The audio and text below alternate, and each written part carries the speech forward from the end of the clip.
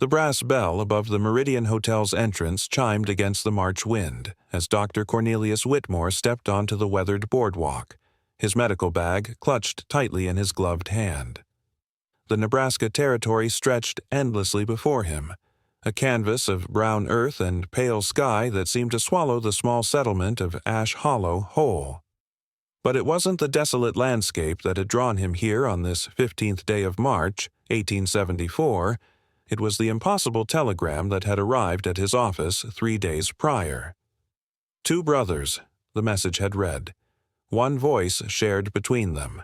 Come at once." Whitmore had dismissed it as frontier nonsense, the kind of tall tale that spread through isolated communities like wildfire. Yet something about the sender's urgency, the careful phrasing, had compelled him to make the journey.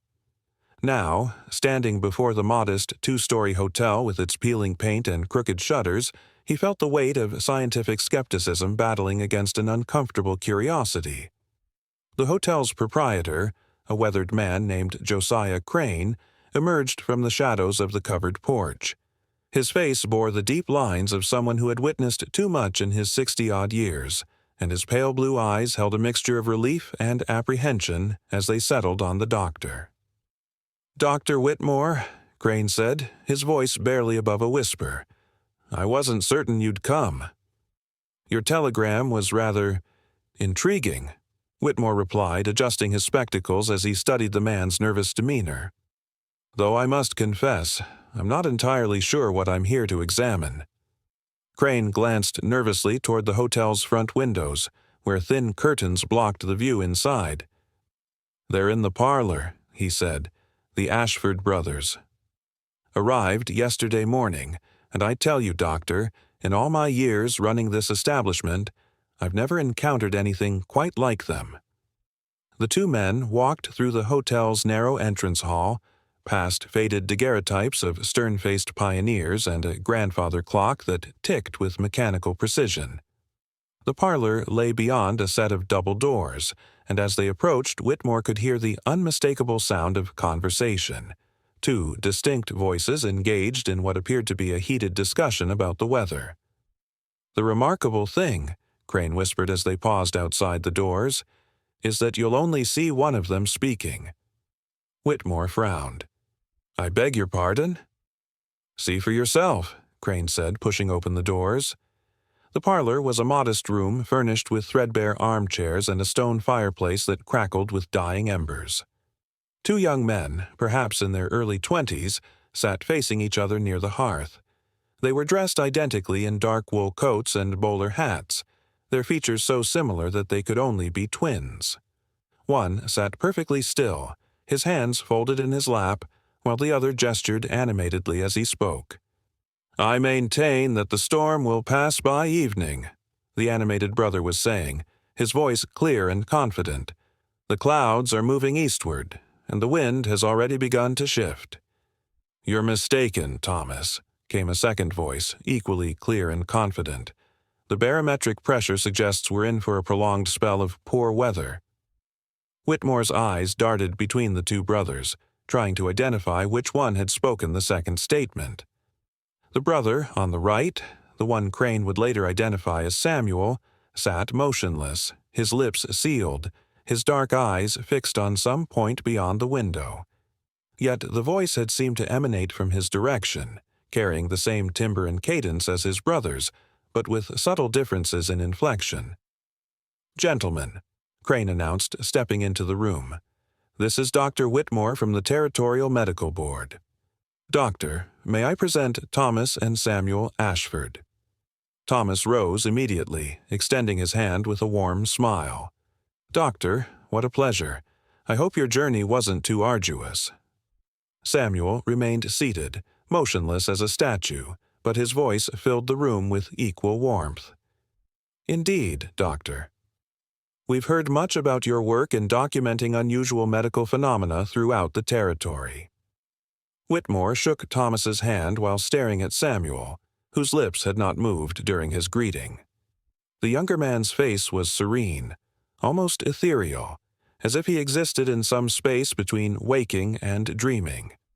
yet his presence felt undeniably real, his voice carrying the weight of conscious thought and personality. "This is most unusual," Whitmore murmured, his scientific mind racing to process what he was witnessing.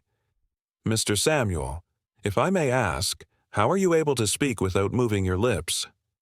Samuel's body remained perfectly still, but his laughter filled the room, rich, genuine, and impossibly clear.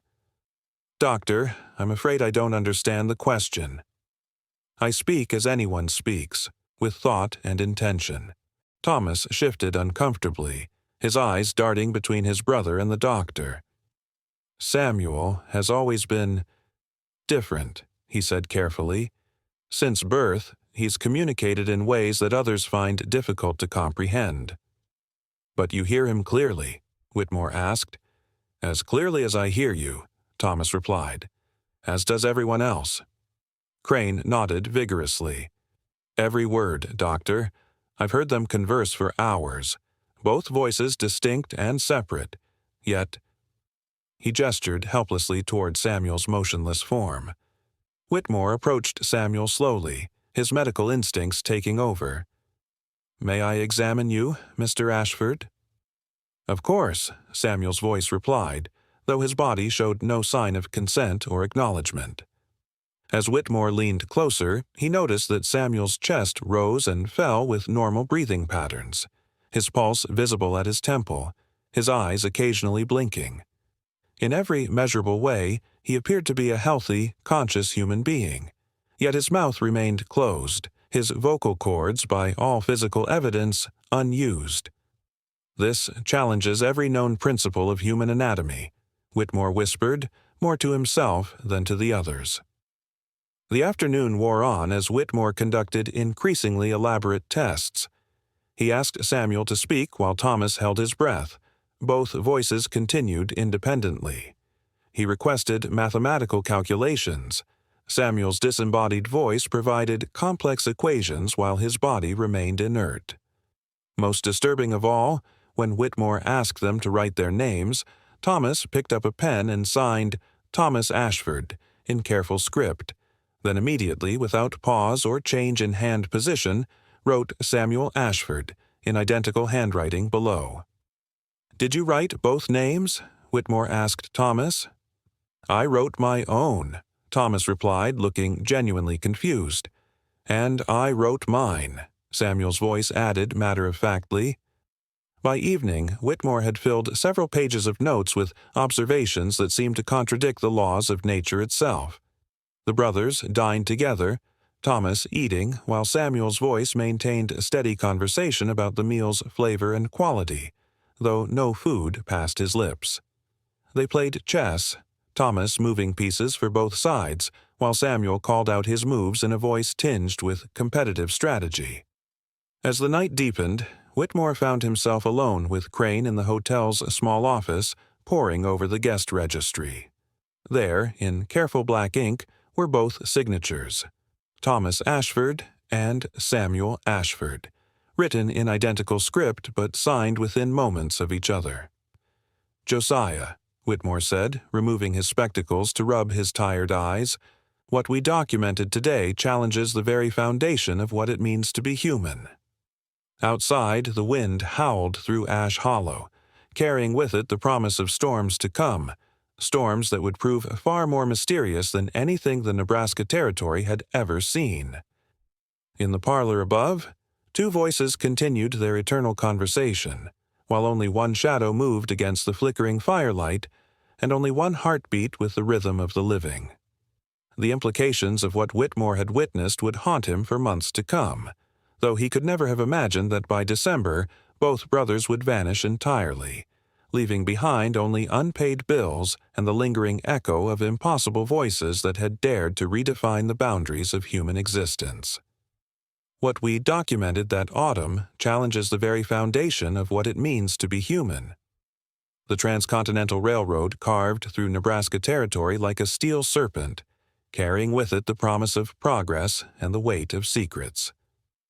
Dr. Ezekiel Harmon pressed his weathered hands against the window of his medical practice, watching the 2:15 westbound locomotive disappear into the prairie horizon. The steam still lingered in the March air, but something else lingered too, an unsettling memory that would haunt him for the rest of his days. Earlier that morning, 2 passengers had disembarked at the small depot. The conductor, William Thorne, had watched them approach the ticket window with growing unease. He heard 2 distinct voices negotiating the fare, one crisp and authoritative, the other softer yet equally determined. But as he observed from his position near the platform, only one mouth moved throughout the entire exchange. The ticket agent, a nervous young man named Samuel, had fumbled with the bills, his hands trembling as he processed the transaction for E. Grayson and T. Grayson. 2 tickets to Ash Hollow, please, the brothers had requested, though Samuel later swore he couldn't determine which one had spoken. Their identical faces bore the same stoic expression, their dark eyes reflecting an intelligence that seemed far beyond their apparent years. The taller brother, or perhaps they were the same height, witnesses would later disagree, wore a black coat that seemed to absorb the morning light. His companion dressed identically, creating an unsettling mirror effect that made onlookers question their own perception. Dr. Harmon had been summoned to examine them upon their arrival in town.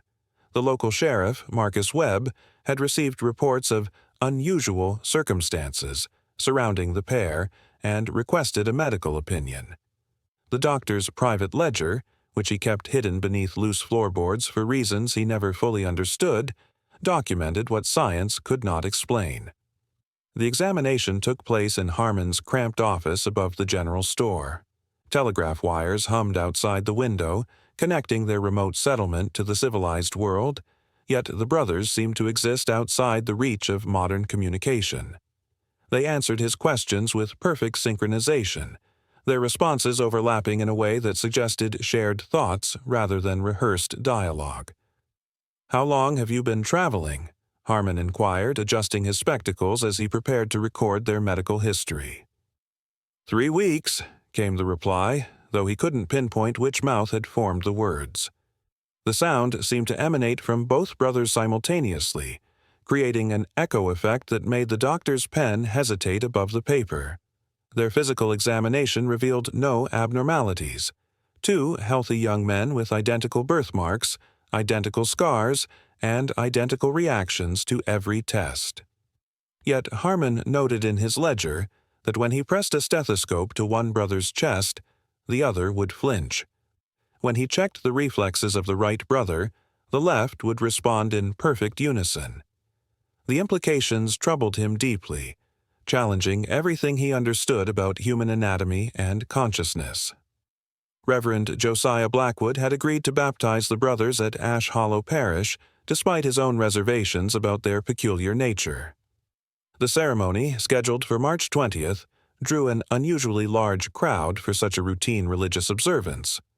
Word had spread throughout the territory about the strange visitors, and curiosity proved stronger than caution. The baptismal font, carved from local limestone and blessed by 3 previous ministers, seemed to tremble as the brothers approached. Blackwood's steady hand, accustomed to guiding nervous converts through the sacred ritual, shook slightly as he prepared the holy water. The congregation watched in absolute silence as he began the traditional questions. "Do you accept Jesus Christ as your Lord and Savior?" Blackwood asked, his voice carrying across the small wooden church with practiced authority. One brother stepped forward, his lips moving with clear deliberation. "We do," he replied, the singular voice somehow speaking for both. The Reverend's trained eye caught the subtle movement of the second brother's throat, as if he too were speaking, though no sound emerged from his direction. "Do you renounce Satan and all his works?" The question hung in the air like incense, heavy with expectation. Again, only one mouth moved, yet the response seemed to come from both figures. "We renounce all evil." The words carried a weight that made several congregation members shift uncomfortably in their wooden pews. Children clung closer to their mothers, sensing something their young minds couldn't articulate. As the ceremony progressed, Blackwood noticed that one brother remained statue still, yet somehow responsive. His body never moved, never acknowledged the Reverend's questions directly, yet his presence participated in ways that defied explanation. When Blackwood touched the speaking brother's forehead with holy water, the silent one's eyes would flutter. When he blessed one, both would bow their heads in perfect synchronization. The congregation witnessed something that challenged their fundamental understanding of human nature. Mrs. Catherine Mills, the town's most reliable witness to unusual events, later testified that she watched one brother's lips form words while hearing responses from thin air.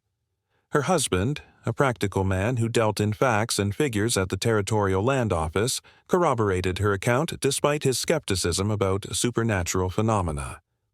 After the ceremony, the brothers departed as mysteriously as they had arrived. No one saw them board another train, yet they vanished from Ash Hollow as completely as if they had never existed. Only the official records remained, baptismal certificates signed by Reverend Blackwood, Dr. Harmon's medical notes hidden beneath his floorboards, and the railroad manifest listing their passage. Conductor Thorne's personal diary, which he sealed and never spoke of publicly, contained the most disturbing account. He described watching the brothers throughout their journey, noting how other passengers unconsciously avoided their section of the car. Dogs refused to enter their compartment. The train's normally reliable telegraph equipment malfunctioned whenever it passed through areas where the brothers had lingered. But most unsettling was Thorne's final observation, recorded in shaking handwriting late at night in his private quarters. He had watched them sleep during the latter portion of the journey, and noticed that they breathed in perfect unison, not the natural synchronization of siblings, but something far more profound and disturbing. One would inhale while the other exhaled, creating a rhythm that seemed to sustain some shared existence beyond normal human comprehension. Years later, when historians and investigators attempted to piece together the truth, they discovered that every witness had observed something different, yet all accounts contained consistent elements that couldn't be explained by science or logic. The photographic evidence remained their only concrete proof, a frozen moment that captured something the human eye struggled to process. The Nebraska Territory had hosted many unusual visitors during its years of westward expansion, but none had left such an indelible mark on the collective memory of its residents. The brothers had appeared at a moment when the frontier balanced between primitive superstition and scientific advancement, challenging both with their inexplicable presence. As Dr. Harmon sealed his medical ledger beneath the floorboards for the final time, he penned one last observation that would puzzle investigators for decades. The official church records could not account for what every witness saw with their own eyes. The morning of March 22, 1874, brought with it a peculiar stillness that seemed to blanket the entire town of Millbrook. At precisely 11:30, as the church bell tower chimed its measured notes across the snow-dusted streets, the heavy wooden door of Morrison's general store creaked open against the gentle resistance of the winter wind. Albert Morrison looked up from his ledger, his weathered hands pausing mid-calculation as two figures stepped through the doorway in perfect synchronization. The brothers moved with an unsettling uniformity, their boots striking the worn floorboards in identical rhythm, creating a sound that seemed too coordinated to be natural. Light snowflakes clung to their dark wool coats, melting slowly in the warmth of the store's interior, leaving tiny pools of water that caught the dim light filtering through the frost-covered windows. The shopkeeper's eyes darted between the two men, noting how they positioned themselves at equal distances from the central counter, their movements so precisely mirrored that it sent an involuntary shiver down his spine. Behind the counter, his 16-year-old son, William, emerged from the storage room, his arms laden with bolts of fabric, but stopped mid-step when he noticed the unusual visitors.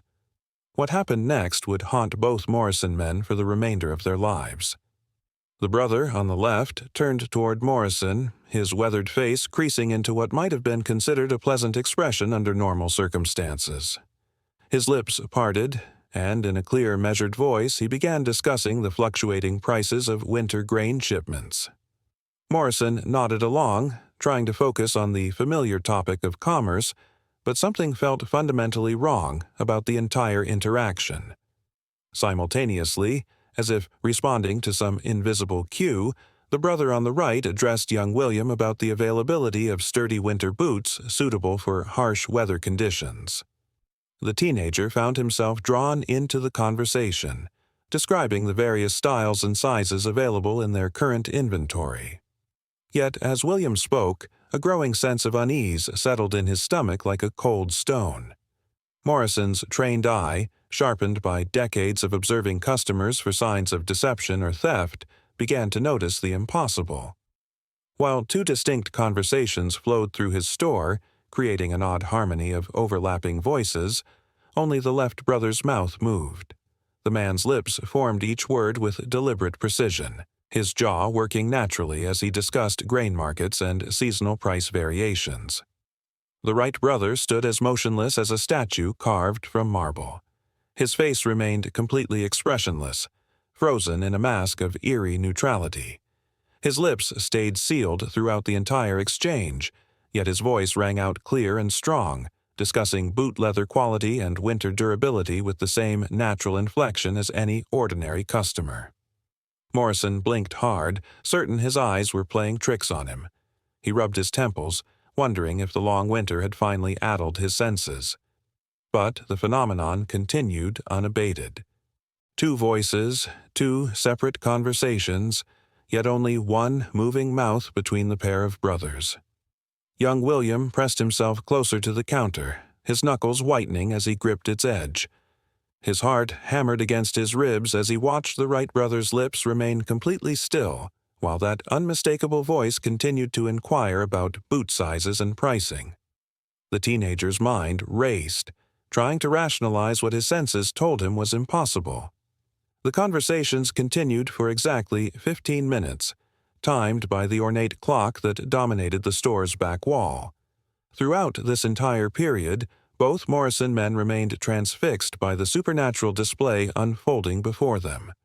The speaking brother's voice never wavered or showed signs of ventriloquism, while his silent companion's voice maintained its own distinct timbre and rhythm. As the discussions drew to their natural conclusions, both brothers reached into their coat pockets with identical movements. They withdrew matching silver dollars, their hands moving in perfect unison as they placed the coins on the counter with synchronized precision. The metallic clink of the coins hitting the wooden surface seemed unnaturally loud in the sudden silence that followed. Morrison's curiosity overcame his fear as he retrieved his magnifying glass from beneath the counter. Under close examination, both coins revealed identical mint dates, struck from the same die with matching wear patterns that suggested they had traveled together through identical circumstances. The impossibility of such perfect duplication made his hands tremble slightly as he set down the magnifying glass. "How is this possible?" Morrison asked, his voice barely above a whisper, directed toward the brother who had been doing the speaking.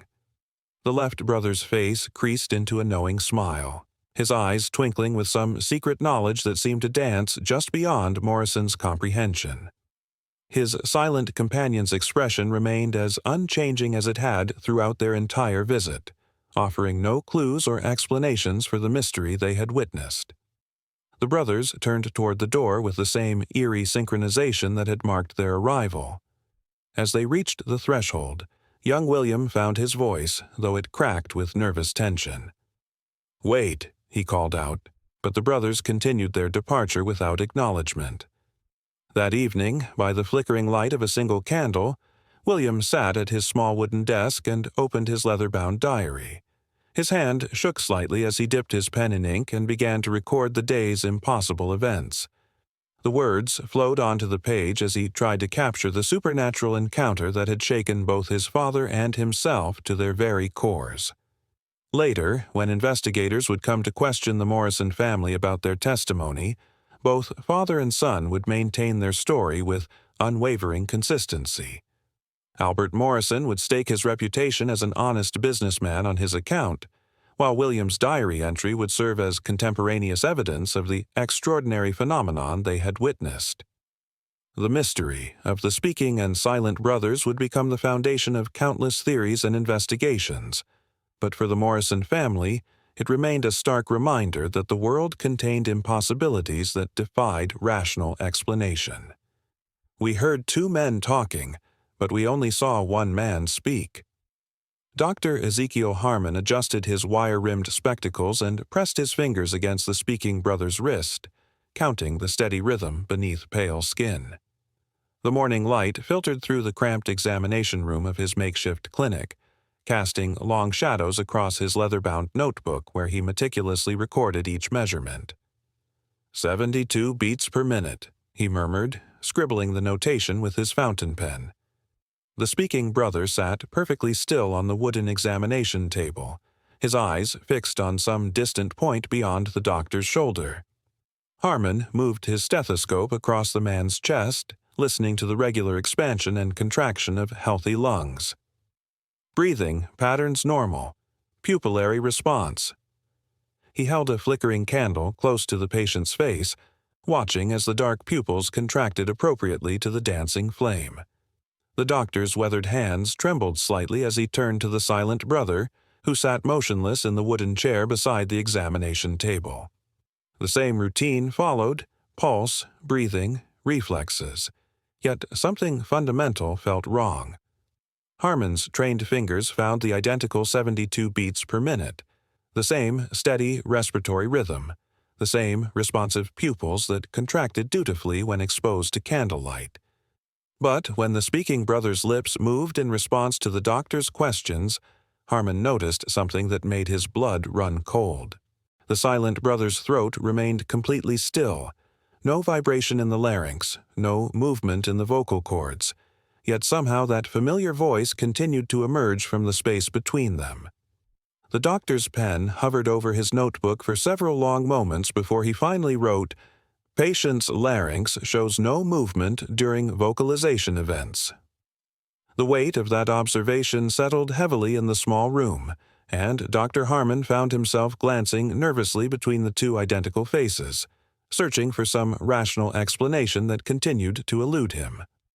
4 days later, the urgent telegraph that arrived at the Omaha Institute of Natural Sciences carried an unprecedented request.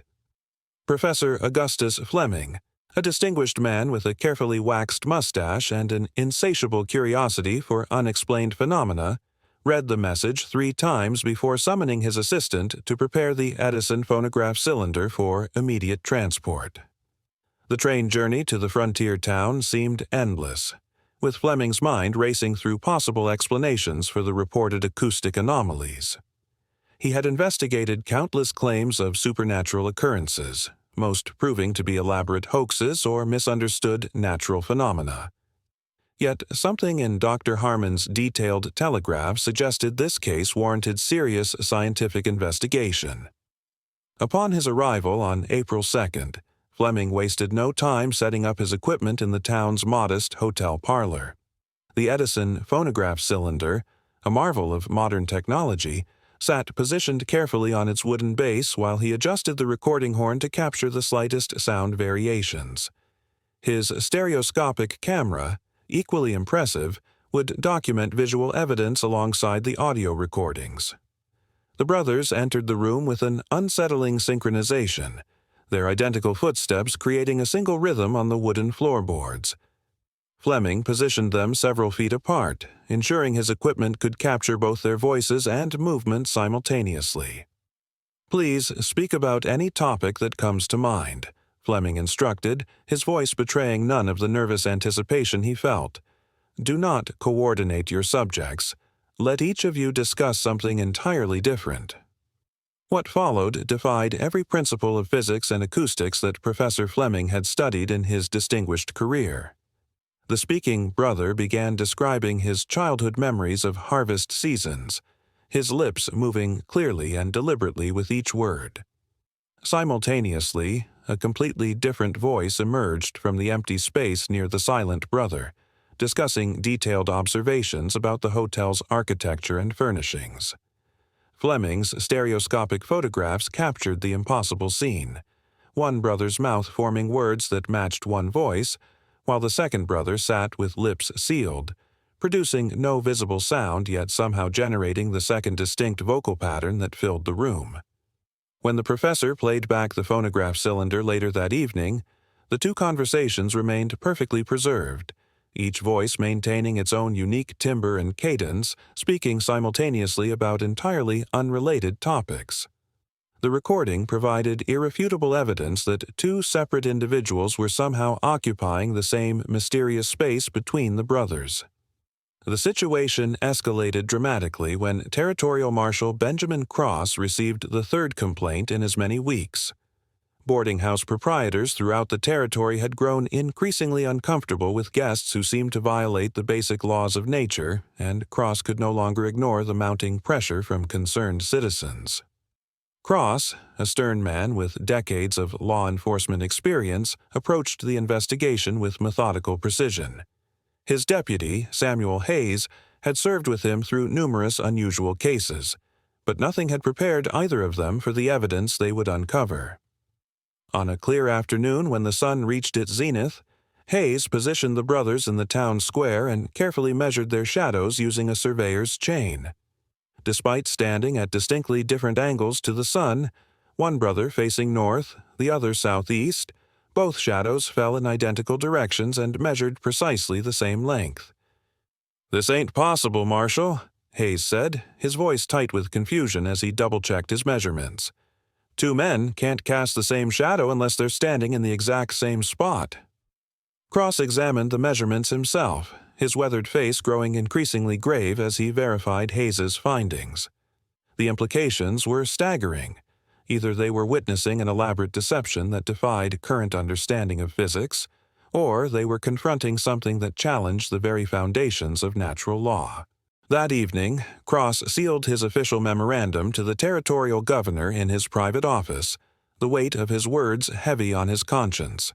He described acoustic phenomena that suggest either elaborate deception or violation of natural law, knowing that such a report would likely be dismissed as the ramblings of a frontier lawman exposed to too much wilderness isolation. Yet the evidence continued to accumulate, each new observation more impossible than the last.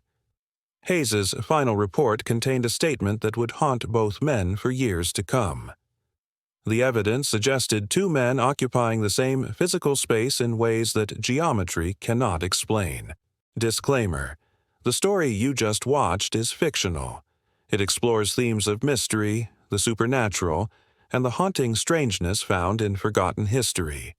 Its purpose is to raise awareness, provoke curiosity, and inspire reflection on the thin line between the seen and the unseen.